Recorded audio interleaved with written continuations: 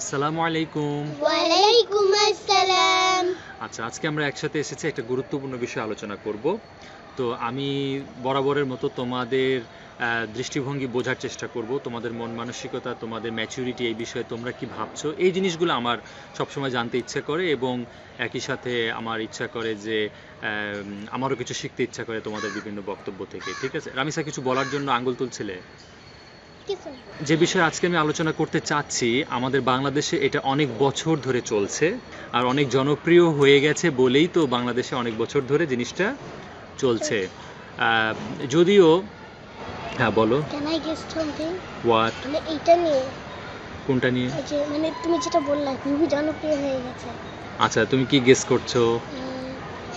Football, cricket সব খেলা না, নিয়ে। ওগুলো নিয়ে নয়। এটা তো আরো বহু বছর ধরে চলছে।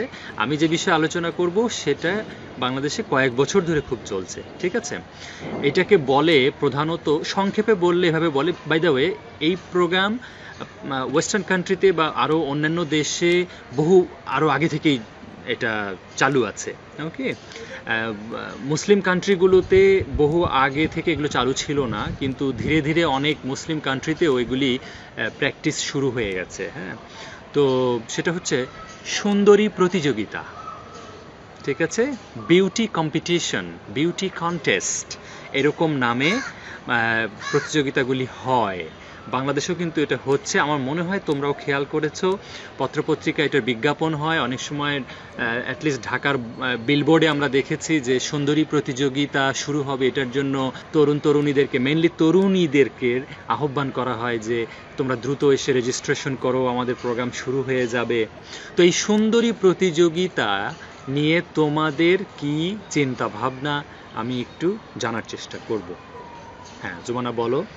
আপু, এক কথা মানে সৌন্দর্য কিন্তু কোনো কিছু না, মানে একটু জোরে, সৌন্দর্য কোনো কিছু খারাপ কিছু না। একটু জোরে বলতে হবে। হ্যাঁ, মানে ওরা যেটাকে সুন্দর ভাবে, হুম, বাট পুরা কেমন ড্রেস পরে থাকে, রং টং মেখে পুরো মুখ পুরো কালার দিয়ে হুম, ভর্তি হয়ে থাকে, হুম, হুম, কেমন ড্রেস পরে থাকে। হুম, হুম, আর হচ্ছে এইভাবে ওরা যায়, কিন্তু আল্লাহ যে আমাদের একটা সৌন্দর্য দিছে, হুম, হুম, এই যে নর্মাল একটা ফেজই দিছে, হুম, হুম, এটা যে কত সুন্দর ওই জিনিসটার থেকে তা তো বোঝা যায়। হুম, হুম, সুন্দর তো প্রতিযোগিতা করে কোনো লাভ নেই, ঠিক আছে? হুম, হুম, যখন আরো এই জিনিসটা যখন হয়, যার এরকম ইচ্ছা করার, কিন্তু তার সে মনে করে যে আমার তার এমন কিছু বাড়তি আছে, ধরো যে কোনো কিছু, আচ্ছা, ধরো সে ভাবে যে আমি শ্যামলা কেন, আমি ফর্সা না কেন, আচ্ছা, আমি সুন্দর প্রতিযোগী কেন, এই জন্য আমি সুযোগ নিতে পারলাম না। হুম, হুম, সেটা গিয়ে আল্লাহর প্রতি তখনও তারা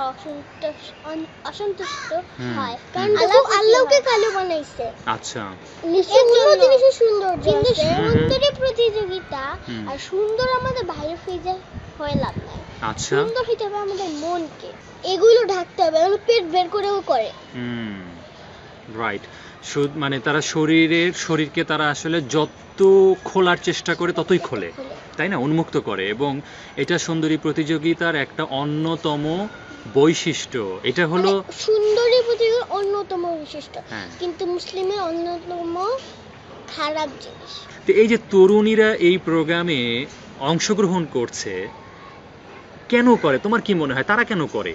মানে তারা কি বোঝে না এখানে গিয়ে আমাকে কি করতে হবে না? ওরা কিন্তু জানে যে what I will have to do here, what kind of dresses I will have to put on, but তারা কেন করছে? কারণ হচ্ছে মানে আমাদের মানে আমরা যেটা মানে টোটালি দেখা গেছে যে কাউকে যদি কোনো কিছু শিখাতে হয় হুম, হুম, তাহলে ছোট বয়স থেকে শেখানো উচিত। ওকে, But when someone is in that level, hmm, that is becoming so much tough. Hmm, hmm, I mean you are saying that when somebody is already grown up. Yes. Okay. Like teenager. Okay, teenager or even grown up, Even more grown grown up. up. That if we want to put them in that time, so what type of? But that is not. That is so much tough. Okay. So if I think they know that they have to put on that type of dress in there, Mm-hmm. but You are saying that they know that they will have to put on short dress, okay, but And- still they are joining. yes, Why? because মানে আমার ওদেরকে যদি কোনো কিছু শেখানো হয়নি, Mm-hmm. তো ধরো তখন যদি কোনো কিছু জোর করে শেখাতেই হয়, Mm-hmm. they become some Angry. angry. Mm-hmm.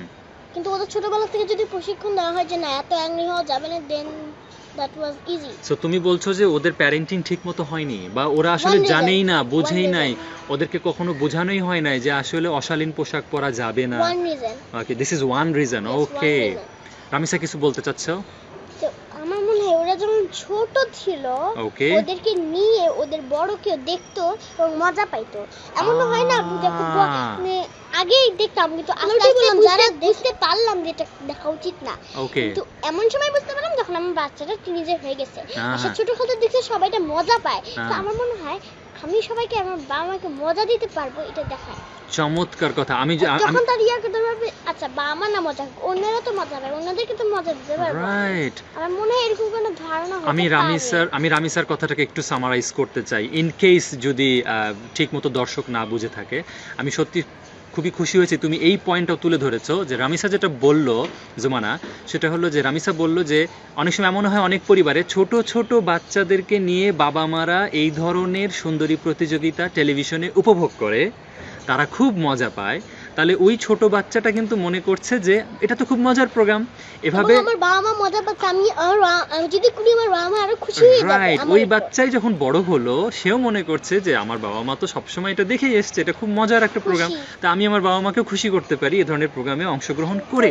প্রতি বছর এই বাচ্চাটা বা এই ধরনের প্রোগ্রাম যখন দেখছে তার বাসাতে টেলিভিশনে সবাই উপভোগ করে, এবং এটা নিয়ে কেউ কোনো নেগেটিভ কথা বলে না, বরং এটা দেখবার জন্য তারা হয়তো বা একসাথে আয়োজন করে বসে। সো এটা কিন্তু ওই ঘরের ছেলেটা বা মেয়েটা কিন্তু একটা সাপোর্ট পেয়েই গেল। ছোটবেলা থেকে অন্যরকম ভাবনা করে, কারণ তাদের কাছে এই জিনিস, এই জায়গাটা একটা নতুন জায়গা, হ্যাঁ হ্যাঁ, তাদেরকে এটা আস্তে আস্তে বুঝে নিতে হবে নিজে নিজে। রাইট, মানে ছোটদেরকে আবার এমনি বোঝানো যায় না, বড়দের যেন বোঝা যায় না না এটা ভুল হয়েছে, এটা হেভি করতে হবে। ওদের যেটা ভুল হয়েছে এটা Right. একটু মানে ছোটবেলায় বোঝানো যায় তার না। মানে ফ্যামিলি একটা সাংঘাতিক জায়গা যেখান থেকে এই সমস্ত আমরা সন্তানদেরকে সঠিক এডুকেশনটা দিতে পারি। অলরেডি বাংলাদেশে একটা শুরু হতে যাচ্ছে, এবং তোমরা জানো এই প্রোগ্রামটা যে নামে পরিচিত সেটা হচ্ছে লাক্স চ্যানেল আই সুন্দরী প্রতিযোগিতা। যারা এই প্রোগ্রামগুলি করছে তাদেরকে কি বলতে চাও, তাদেরকে প্রতি কোনো পরামর্শ আছে? One is do not do that. Do not do that. Okay, again do not do that again. Ramisa কোনো পরামর্শ দিতে চাও? হ্যাঁ, প্লিজ যেটা না করে ওরা। যাতে না করে। আচ্ছা, ওদের বাবা মার প্রতি কোনো পরামর্শ আছে? অলরেডি তোমরা দিয়েছো, যারা এগুলো করে আর কি, যারা অংশগ্রহণ করে তাদের বাবা মা, রাইট? যে মানে, যদি বাচ্চা ছোট হয়ে থাকে হুম। ছোটবেলা থেকে বোঝানো যেগুলো ভালো না, ওকে, বয়স মানে মোস্ট চেষ্টা করা, ওকে, সবচেয়ে মানে যেটা সবচেয়ে ভালো করে করা যায়, ওকে, তাকে না রাগায় যেভাবে করা যায় আচ্ছা ঠিক আছে, সেভাবে। Okay fine. তোমাদেরকে না অনেক চিৎকার করে যে হুম, এভাবে করতে হবে না, এভাবে করতে হবে না, আস্তে বুঝাইতে হবে। ঠিক আছে, তোমাদেরকে অনেক ধন্যবাদ আম্মু। কোরআনেও আল্লাহ বলেছেন যে তোমরা নিজেরা বাঁচো এবং পরিবারকে বাঁচাও। তো আল্লাহ আমাদের সবাইকে তৌফিক দিক যেন এই ধরনের অশালীন প্রোগ্রাম থেকে আমরা নিজেদেরকে এবং আমাদের পরিবারের সকলকে রক্ষা করতে পারি, এবং আমরা যেন বাড়িতেও এই ধরনের প্রোগ্রাম এনজয় না করি।